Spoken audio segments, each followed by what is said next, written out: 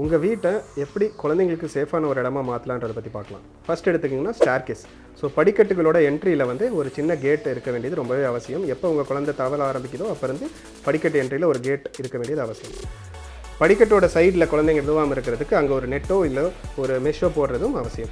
அடுத்ததாக எடுத்துக்கிட்டிங்கன்னா பால்கனியோட செவரோ இல்லை கிரில்லோ இருந்துச்சுன்னா அது நல்ல ஒரு ஹைட்டில் இருக்கணும். அட்லீஸ்ட் ஒரு 4 feet ஹைட்டில் இருக்கிற மாதிரி இருந்தால் தான் குழந்தைங்கள் அதனால் ஏற முடியாமல் இருக்கும்.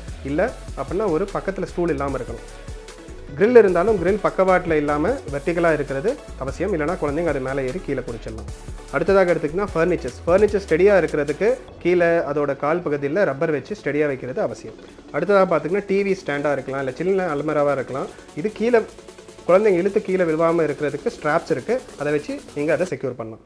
அடுத்ததாக எடுத்திங்கன்னா டோர் வந்து சடனாக மூடாமல் இருக்கிறதுக்கு டோர் ஹிஞ்சஸ் இருக்குது, யூஸ் த டோர் ஹிஞ்சஸ்.